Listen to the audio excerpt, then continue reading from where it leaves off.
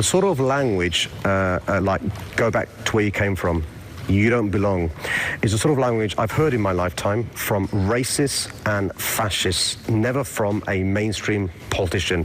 Well, here you have the President of the USA using that same sort of language. The outrage over Donald Trump's racist tweets and attacks on 4 freshman House Democrats of color isn't isolated to the United States. The attacks have provoked revulsion from many of our allies around the globe. Trump's comments were even condemned by Boris Johnson, the conservative politician poised to become Britain's new prime minister, who Trump was just obsequiously flattering last week. If you're the leader of a great multiracial, multicultural society, you simply cannot use that kind of language about sending people back to where they came from. I mean, that went out decades and decades ago, and thank heavens for that. So it's totally unacceptable.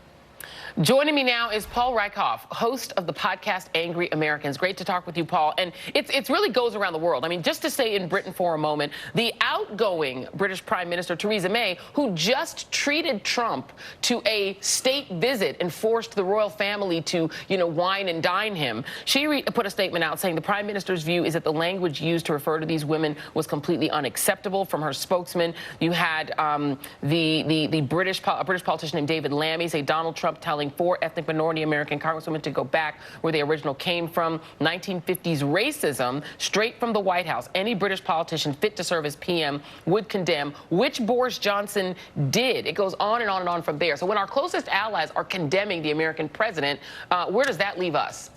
It leaves us in very deep waters at precarious times. I mean, the president's tweets are racist. The president is racist. The policies are racist. And the command climate he has created is racist. Now, that's ripping our country apart. More than half the country views him as racist.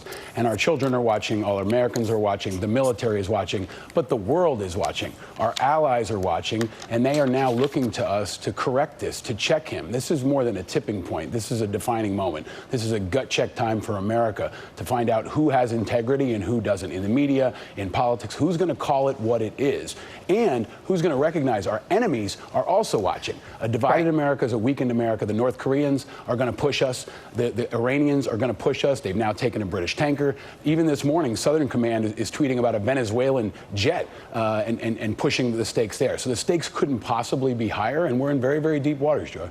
And I think that's a really important point. Let me stay with you on that for just a moment, because the reality is that post-World War II, the U.S. really organized the world. We were sort of the last man standing, literally the last man standing after Europe was devastated after World War II. And then we had this primary rivalry with our then ally, with, the then Soviet Union.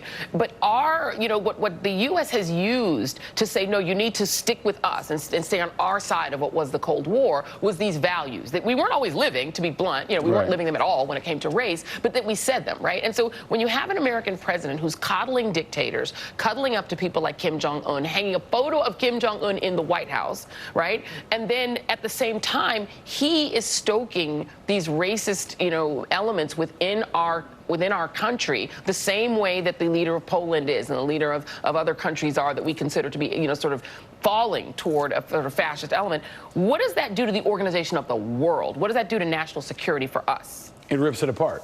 I mean, it is a destabilizing force for our country, but for the entire world. We're looked to be a pillar of stability, of strength, of integrity, and our commander-in-chief is a racist, and most of the world sees it. So I think it really behooves the rest of us to try to figure out, as we say in the military, how to adapt, improvise, and overcome. How are we going to work around Donald Trump? How are we going to try to put other faces forward? And especially, frankly, white people. White people need to speak up and call it racist. And this is gut check time for all Americans, but especially for the national security community, for retired generals, for diplomats, for other people who can show a contrast to Donald Trump. You're doing it on your show. We do it here on MSNBC, but it's got to go a lot broader than that to show the world that all Americans are not racist.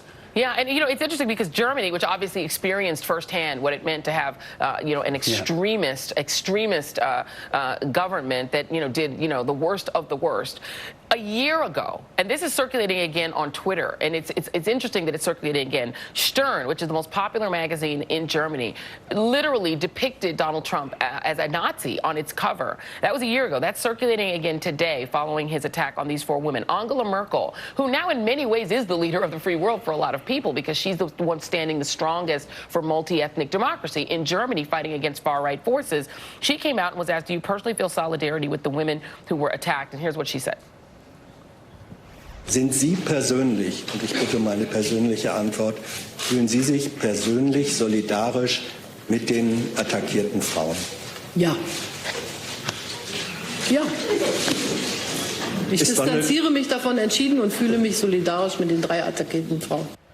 And I don't have time to read them all, but you've got the leaders of Canada attacking, denouncing Donald Trump. Scotland denouncing Donald Trump. The leader of New Zealand, who just had a horrendous anti-Muslim attack in her country, coming out and condemning Donald Trump. But when Germany, when the leader of Germany is as well, and when a German newspaper is depicting the American president as a Nazi, my God, I'll just get your final comment. It's upside down world. And Boris Johnson, right? Boris Johnson is now checking Trump. That's how far it's gone. Look, my podcast focuses a lot on independence and people from the national security and defense community, veterans. I think we as a community are extremely concerned here because we understand how this endangers every single platoon, every single squad in the world that stands in defense on behalf of America. That goes from border security all the way to the Middle East. So the stakes couldn't possibly be higher. And that's why Trump's racism endangers all Americans and endangers the entire world. Yeah, absolutely. And I'm old enough to remember when, Ronald Reagan being vilified around the world meant him being depicted as a cowboy. Right. Okay? As a cowboy. Right. That was that's how, and this is how far we've fallen. We take that at this point, yeah. Yeah, we've fallen pretty far down. Paul Rieckhoff, always great to talk to you. Thank you very much. Thanks, Joy. I appreciate it. Thank you. And coming up.